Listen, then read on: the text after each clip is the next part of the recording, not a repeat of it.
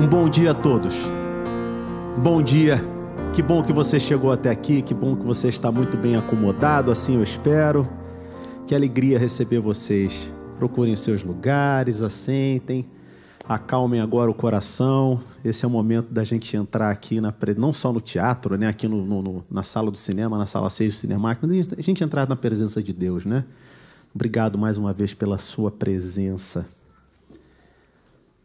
E na medida em que você acalma o seu coração e que você aquieta o seu espírito, eu vou pedir para que você acompanhe também o aquietamento do seu espírito com o aquietamento do seu celular, tá bom? Assim que você puder, coloca no modo avião ou coloca só para vibrar, né? Para que o celular não atrapalhe os seus momentos de conexão com Deus aqui e não atrapalhe de ninguém que está no seu entorno, não é verdade? Obrigado mais uma vez pela consideração. Quero convidar você para a gente fazer uma oração, para a gente começar o nosso culto. Vamos orar? Senhor Deus, nós agradecemos a Tua presença entre nós. Agradecemos porque de uma maneira maravilhosa o Senhor nos conduziu até aqui para que todos nós pudéssemos aqui celebrar o Seu reino. E celebrar, Senhor, principalmente a certeza de que o Senhor nos usa para a Tua vontade. O Senhor nos usa para que outras pessoas vejam um pouco do Senhor em nós. Que isso aconteça nesse lugar hoje, mais uma vez, para a honra e glória do Teu nome. Usa os nossos lábios, mova a nossa mente, o nosso espírito, para nós estarmos 100% conectados com o Senhor. Monopoliza a nossa mente, Senhor, para que a gente possa ouvir a Tua voz nesse lugar. Em nome de Jesus. Amém. Amém e amém. Deus abençoe você. Temos todos um excelente culto, uma excelente celebração.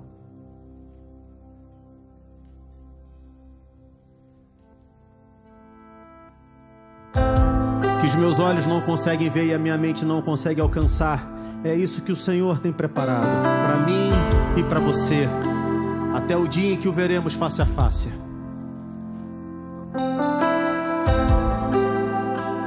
Que o nome do Senhor seja exaltado entre nós.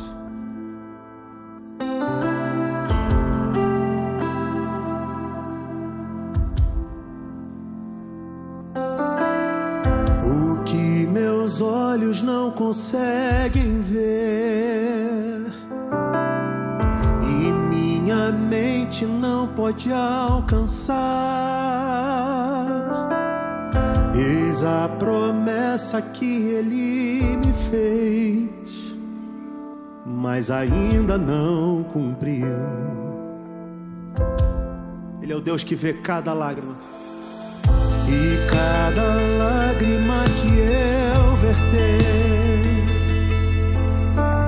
ouvi dizer que Ele enxugará. Eis a promessa que Ele me fez, mas ainda não cumpriu.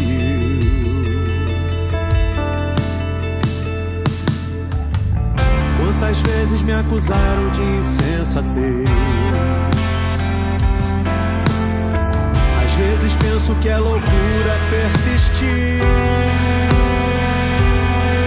crer diante de Tua face, diante de Tua glória, rendido aos Teus pés. Eu quero estar e quero ter as vestes lavadas em Teu sangue.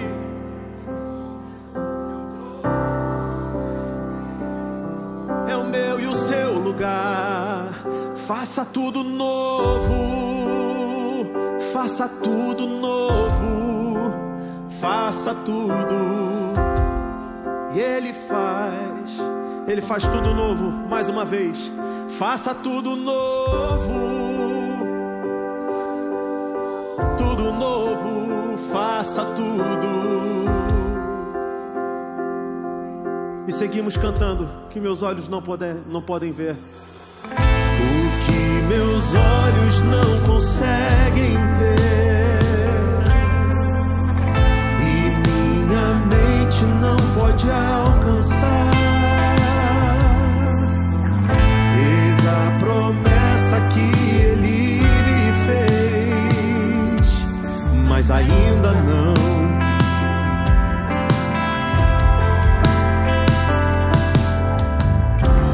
vezes me acusaram de insensatez. Pode parecer loucura, mas vai acontecer.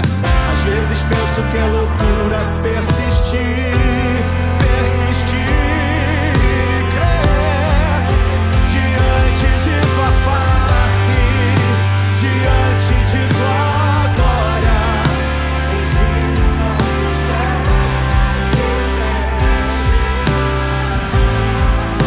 E quero ter as vestes lavadas em teu sangue,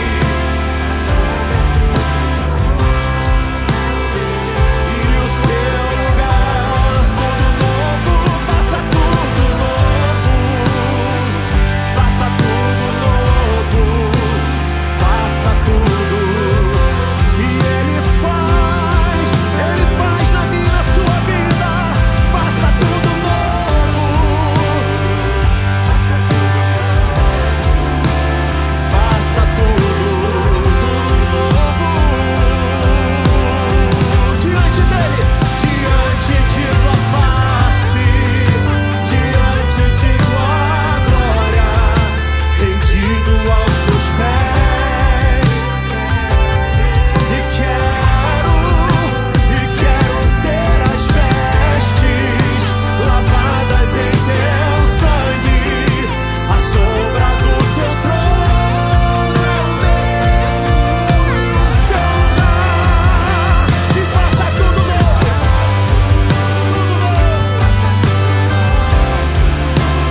faça tudo novo.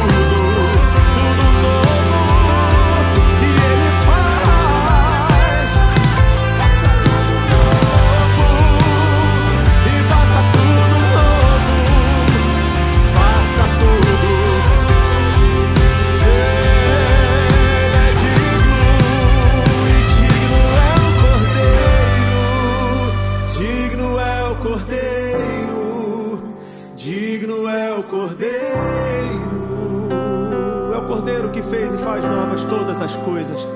Faça tudo novo, faça tudo novo, faça tudo novo,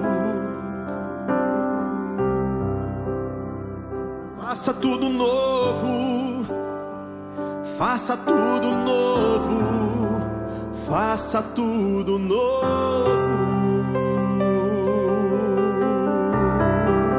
É Ele que faz novas todas as coisas. É Ele que está entre nós, que caminha aqui nesse lugar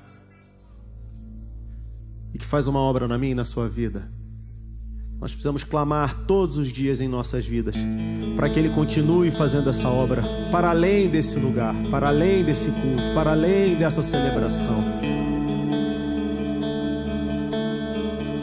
Santo Espírito,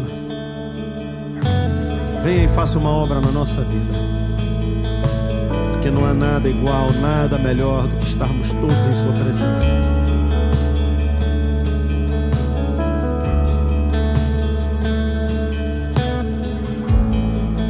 Não há nada igual, não há nada melhor a que se comparar a esperança viva, tua presença.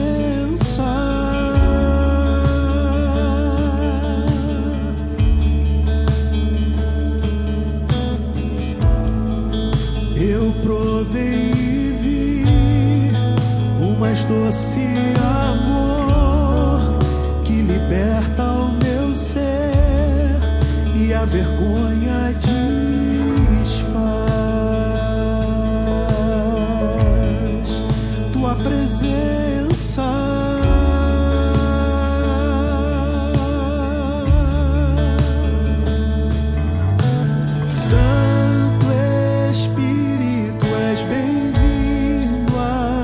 Inunda, Senhor, esse lugar.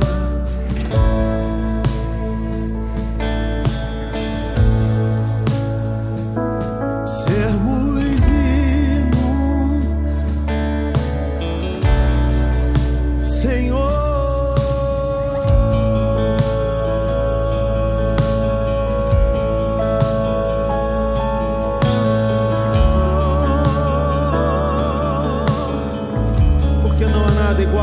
melhor do que estarmos diante dele. Não há nada igual. Diga pra ele. Não há nada melhor A que se comparar a esperança viva. tua presença.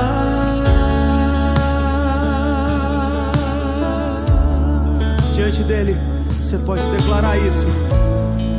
Eu provei e vi o mais doce amor que liberta o meu ser e a vergonha desfaz.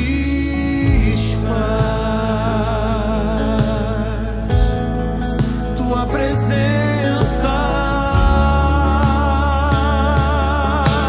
Diante dele não há mais motivo para ter vergonha.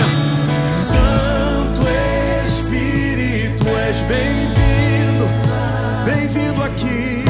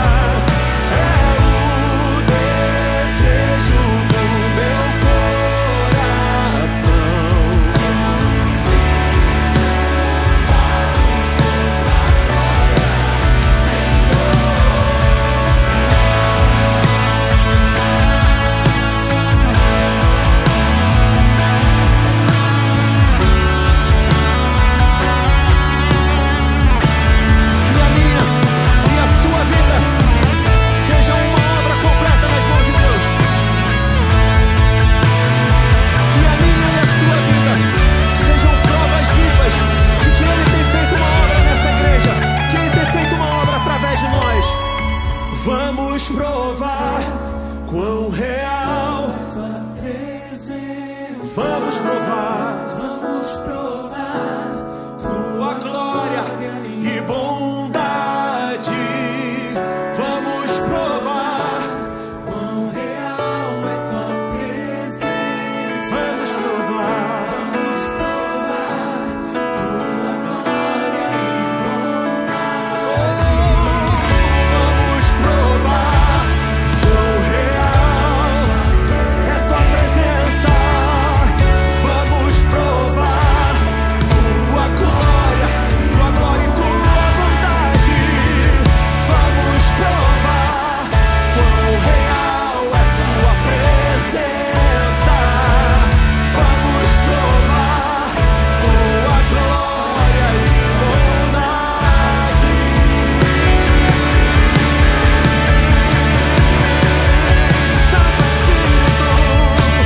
Santo Espírito, és bem-vindo aqui. Vem.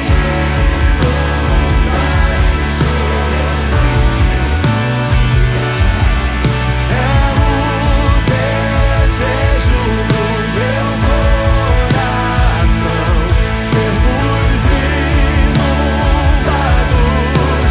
Se esse é o seu desejo, canta ele.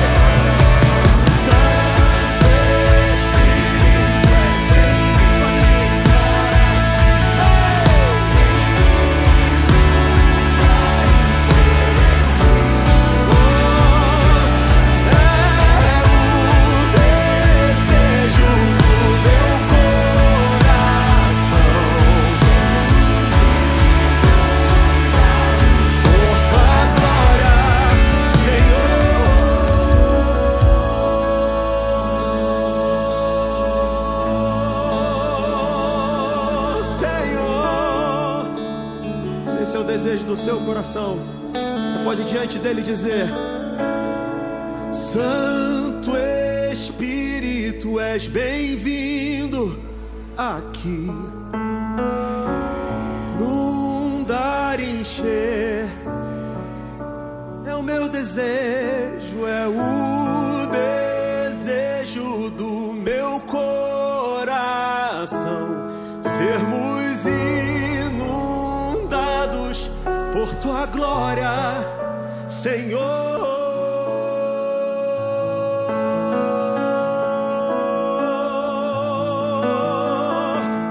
Quão maravilhoso é estarmos diante dele.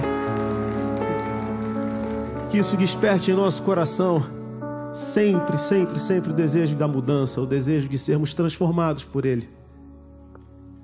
E que junto dessa transformação, que essa transformação seja acompanhada de uma profunda gratidão. Uma profunda gratidão pela bondade dele para com todos nós. Uma profunda gratidão pela certeza de que o nosso caminhar, a nossa vida, os lugares onde nós passamos, são guiados e conduzidos por ele. Te amo, Deus, tua graça nunca falta. Todos os dias eu estou em tuas mãos. Desde quando me levanto até eu me deitar, eu cantarei da bondade de Deus. Ele é bom e ele é fiel.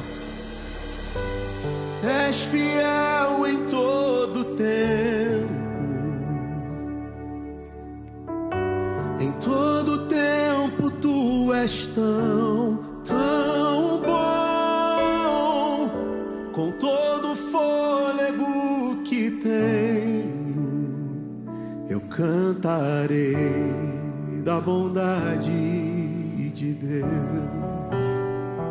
Tua doce voz que me guia em meio ao fogo,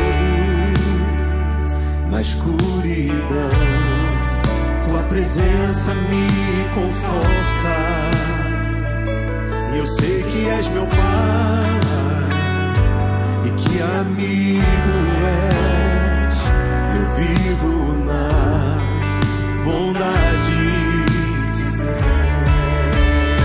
Ele é bom e fiel.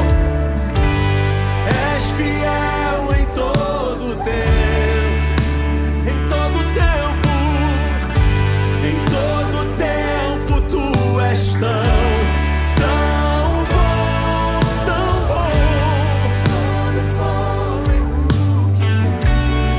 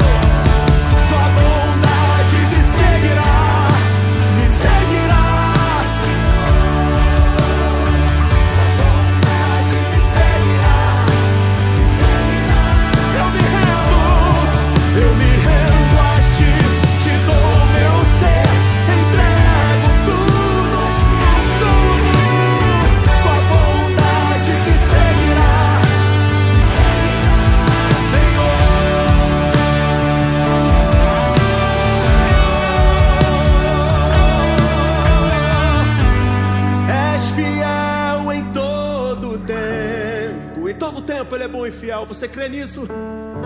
Em todo tempo tu és tão bom, com todo o fôlego que tenho, eu cantarei da bondade. Se você crê nisso, com todo o fôlego cante: és fiel em todo tempo, em todo tempo tu és tão bom, com todo o fôlego que tenho, eu cantarei da bondade de Deus. Eu cantarei da bondade, eu cantarei da bondade de Deus, porque Ele é bom e fiel. Eu cantarei da bondade de Deus. Aleluia. Eterno nosso Pai, nosso Rei, Senhor, muito obrigado pela Tua graça, pela Tua bondade, pelo Teu amor. Muito obrigado porque o Senhor é fiel e o Senhor nos persegue o tempo todo com Tua bondade e com Teu amor.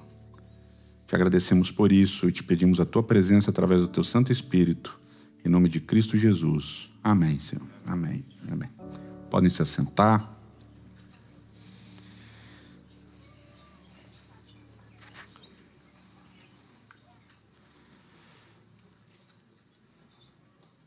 Que bom ter vocês aqui e que bom ter você aí também, onde quer que você esteja assistindo a gente.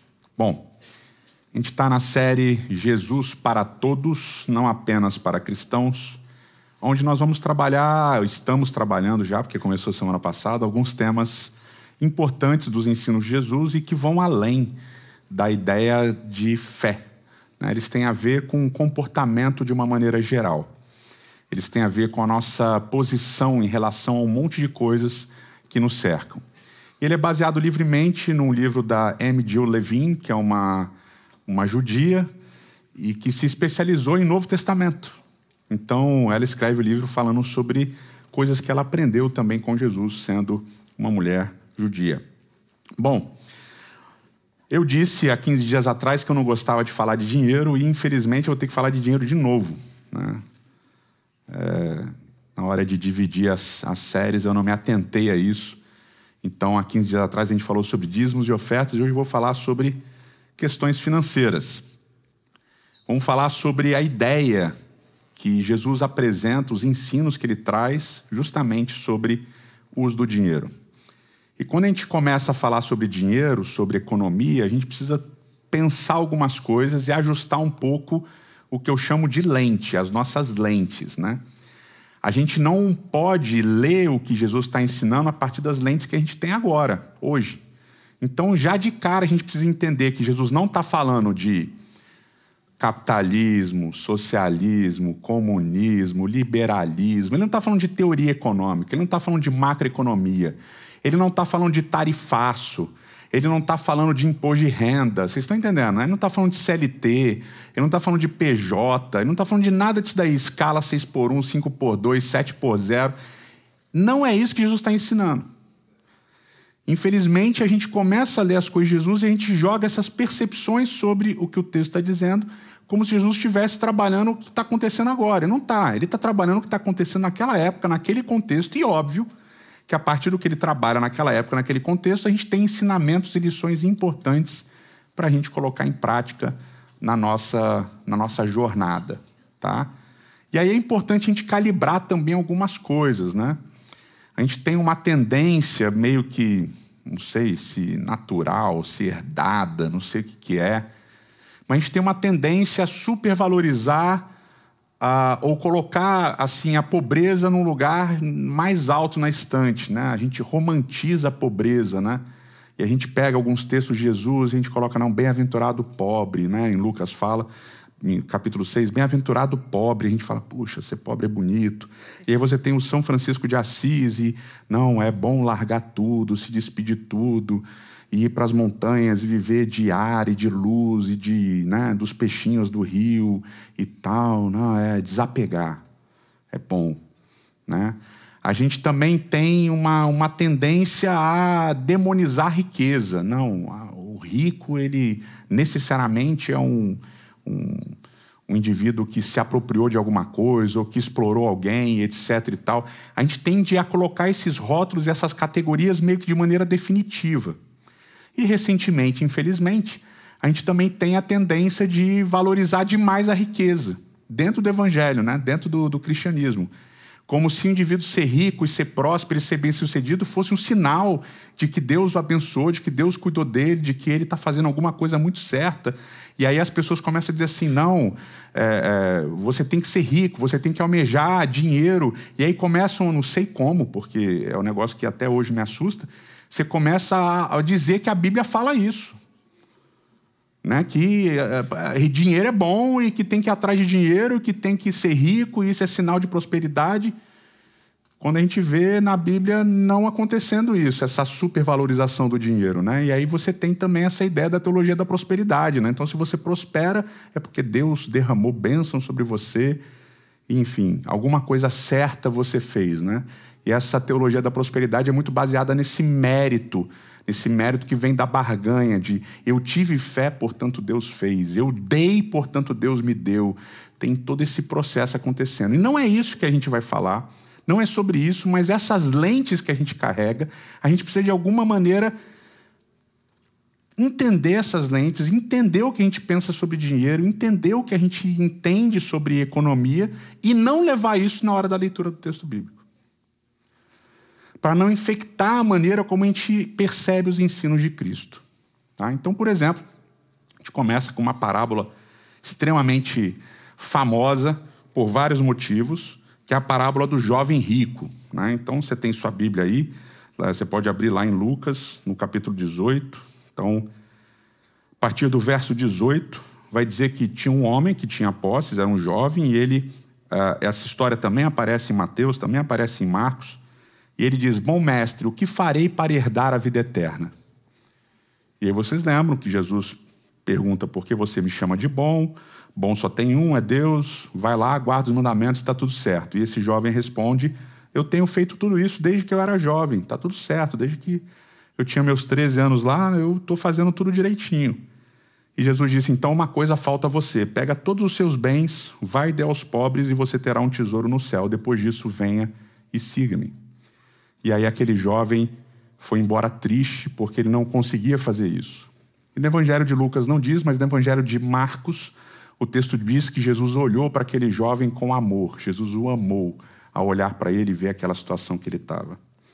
E aí depois Jesus começa a ensinar os discípulos. Ele diz, como é difícil para os que têm riquezas entrar no reino de Deus.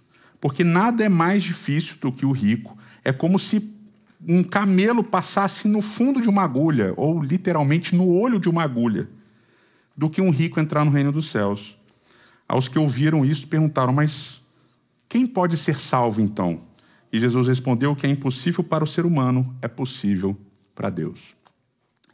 Então aqui Jesus ele coloca uma expressão que ficou muito famosa, que é essa ideia de que o rico, é muito difícil uma pessoa rica entrar no reino dos céus. É mais fácil um camelo passar por um olho da agulha.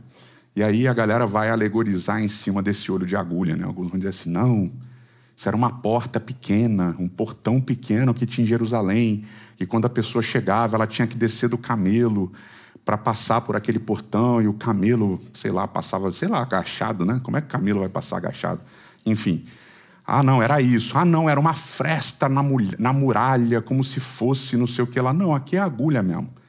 E a gente tem o Talmud babilônico, o Tratado Bava Metzia, 38b, que fala sobre discussão, né? Dizendo assim, olha, é mais fácil um elefante passar no olho da agulha do que as pessoas sentarem e acabarem a discussão.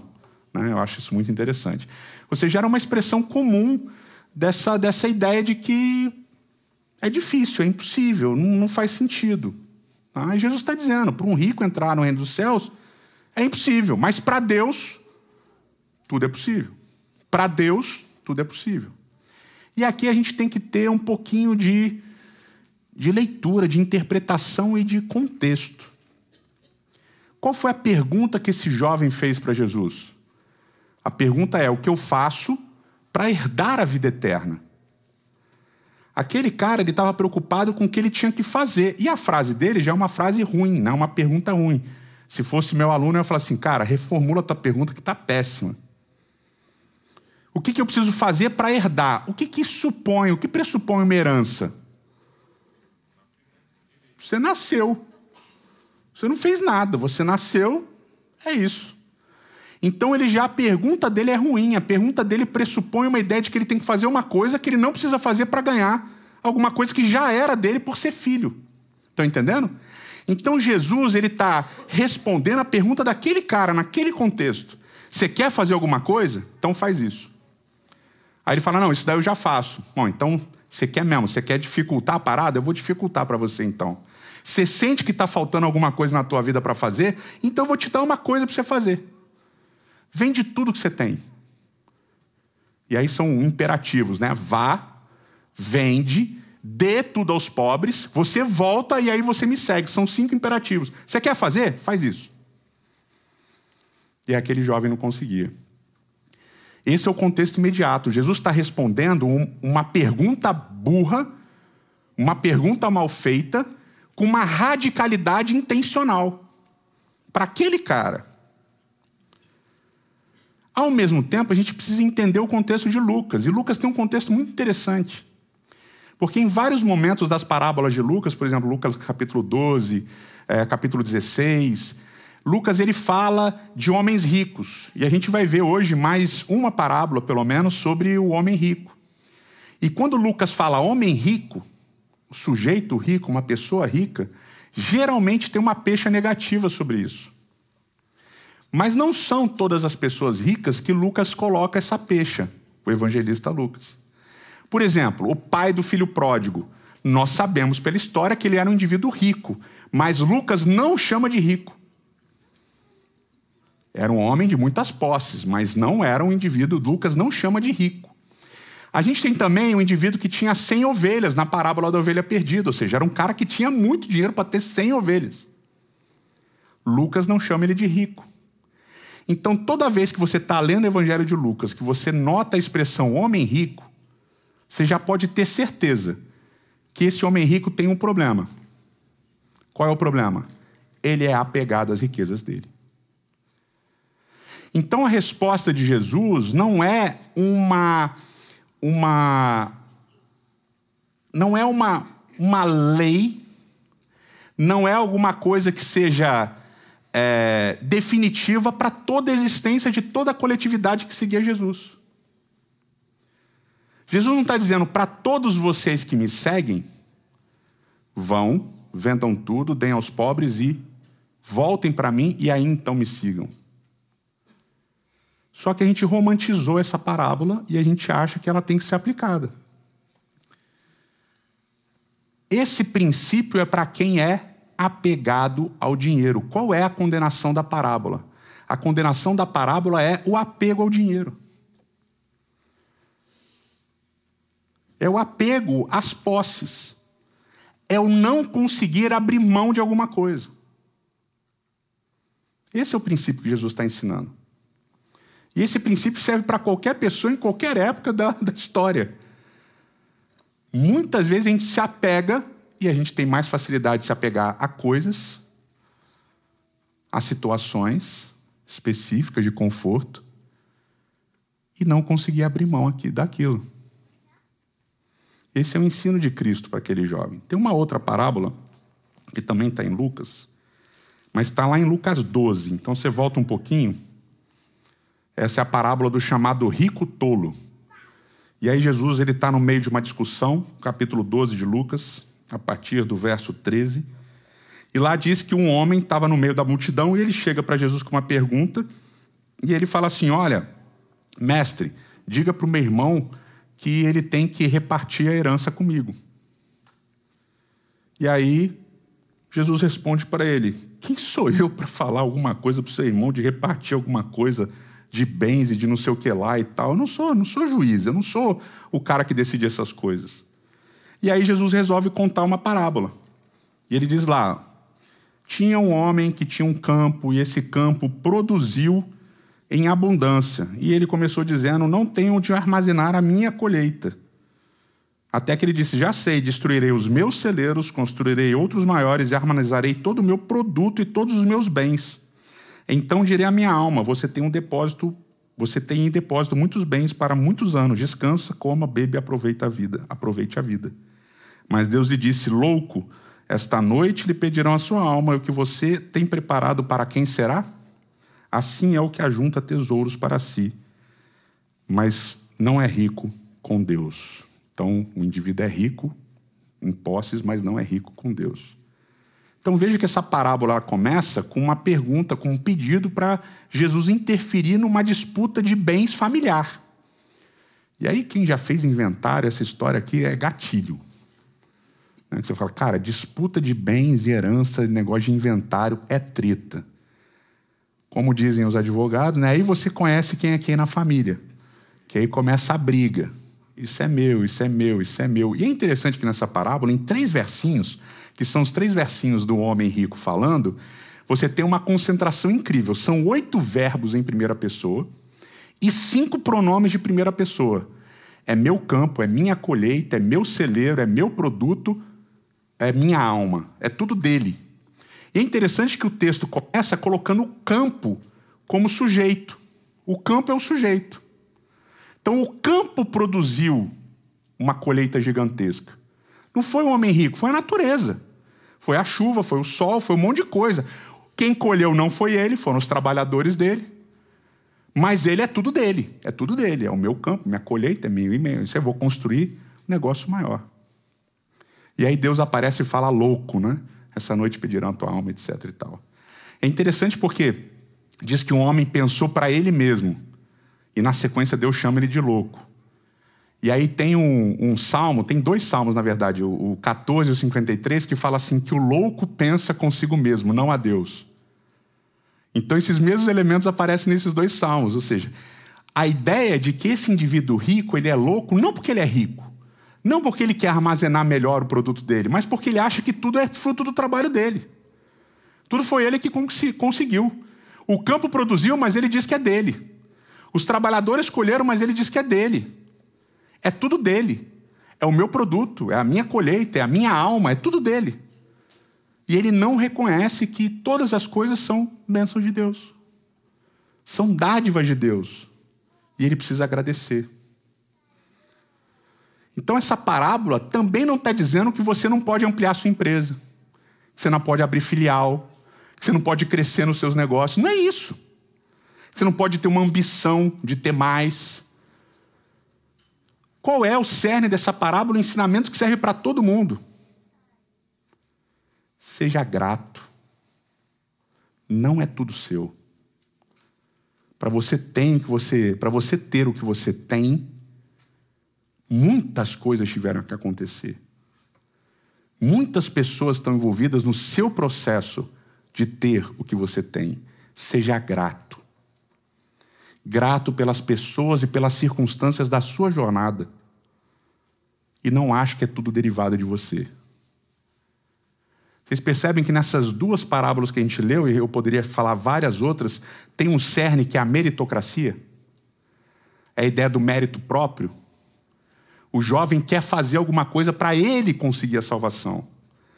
Esse rico aqui, o tolo rico, ele acha que tudo que ele faz é que dá resultado, porque é tudo dele.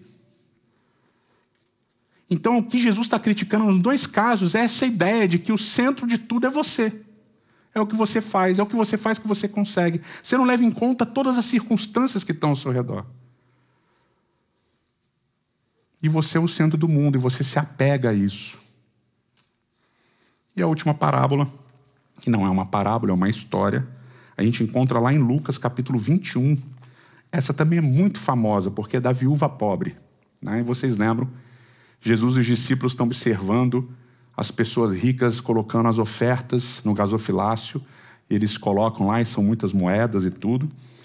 E aí vem uma viúva e coloca 2 moedas, e aí Jesus diz, em verdade, logo no início do capítulo, verso 3, em verdade lhes digo que esta viúva pobre deu mais do que todos. Porque todos esses deram como oferta daquilo que sobrava. Essa, porém, da sua pobreza deu tudo o que tinha, todo o seu sustento. E aqui, essa história da viúva pobre é uma história que é extremamente romantizada e usada como arma. Como uma arma para tirar dinheiro dos fiéis.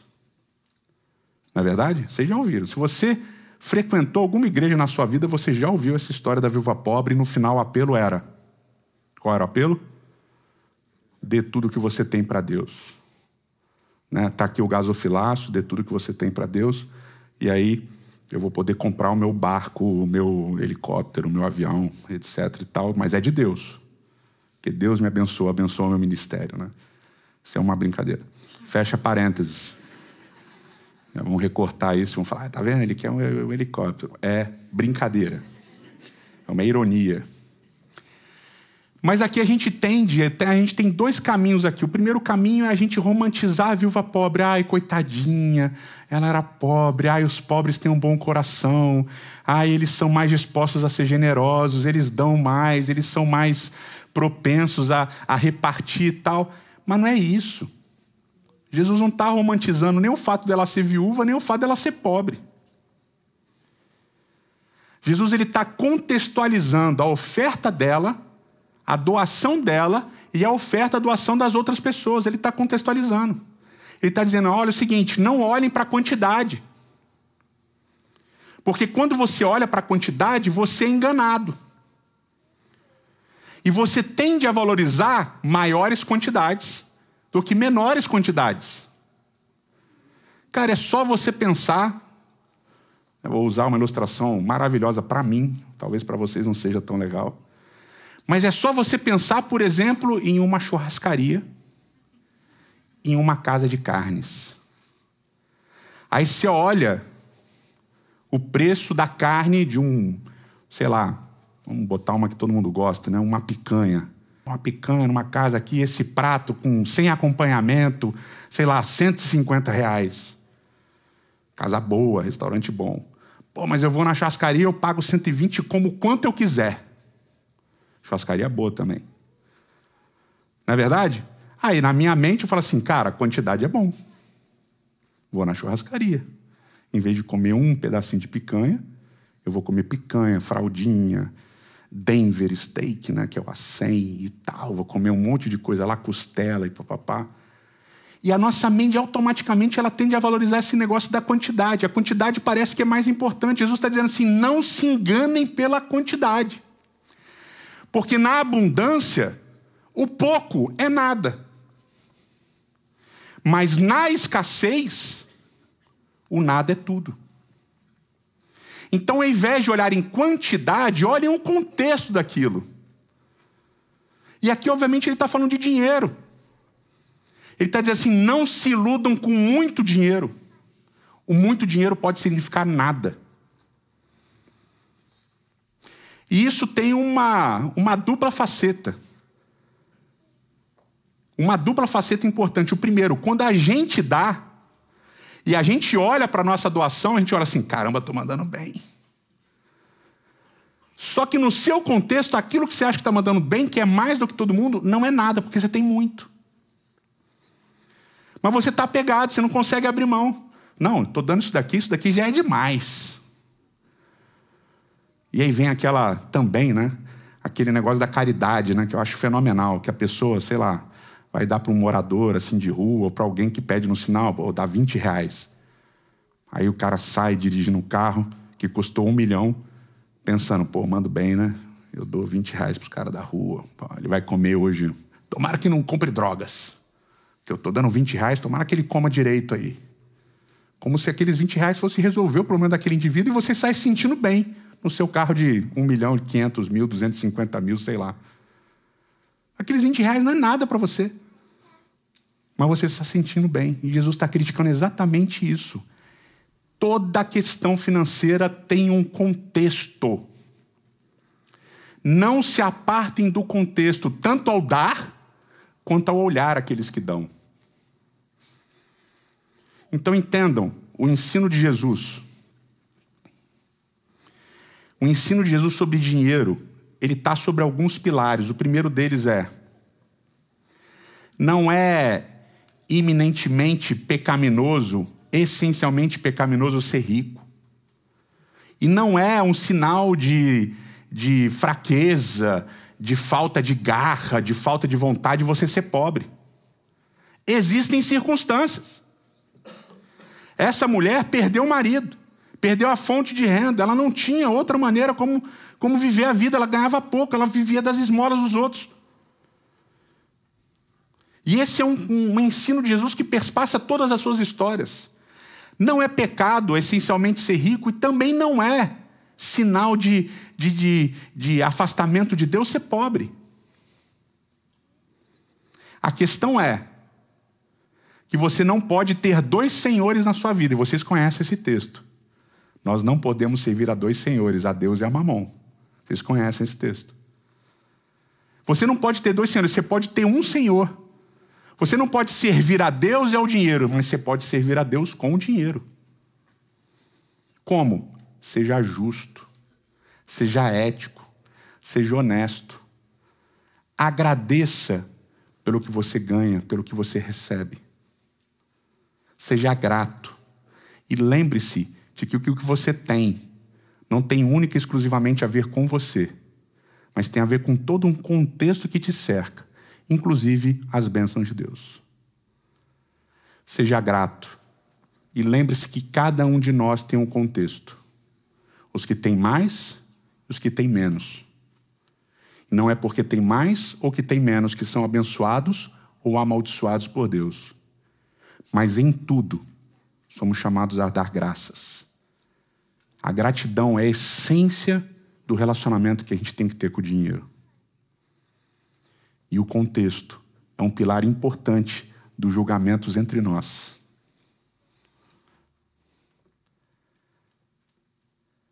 Que Deus continue abrindo nossa mente e nos ajudando a entendermos a complexidade do ter. Para que nessa complexidade do ter, que mexe tanto com a gente construa um ser grato pelas bênçãos e pelas circunstâncias em que a gente pôde ter. Eterno nosso Pai e nosso Rei, Senhor, é complexo falar de dinheiro, muitas vezes a gente não gosta.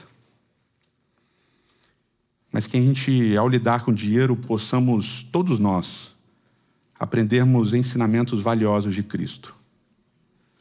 Que a gente lembre que trata-se sempre de contexto. O contexto de quem tem, o contexto de quem não tem. E que, principalmente, aqueles que têm, que lembrem-se de serem gratos por terem recebido das mãos de Deus e das circunstâncias também. Senhor, que principalmente, ao lidarmos com o assunto de dinheiro, que o nosso coração se eleve e seja agradecido porque Tu és fiel. É o que a gente te impede em nome de Cristo. Amém, Senhor.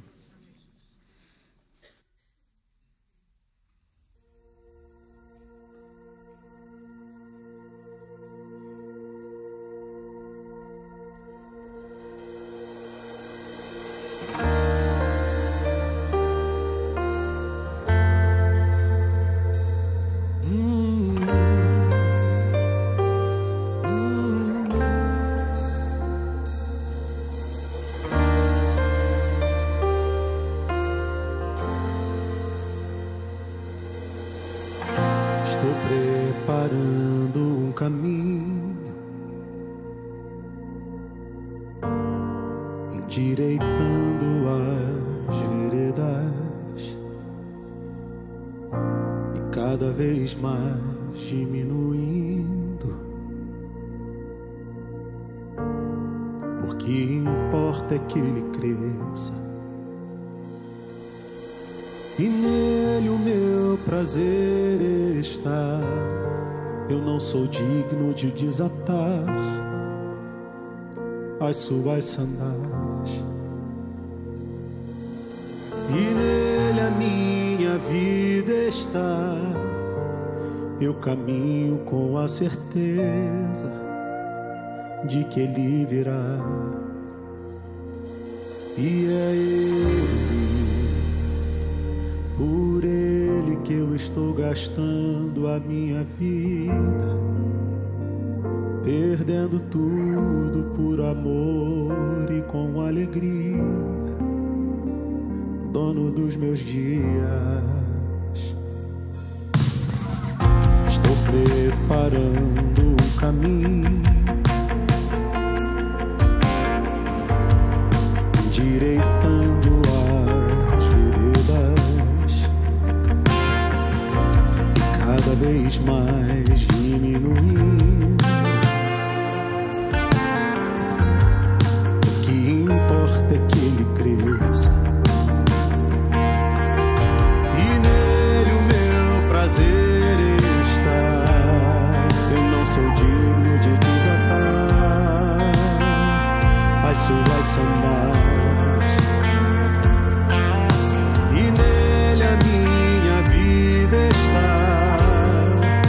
Caminho com a certeza de que ele virá. E é por ele que eu estou gastando a minha vida, perdendo tudo por amor e com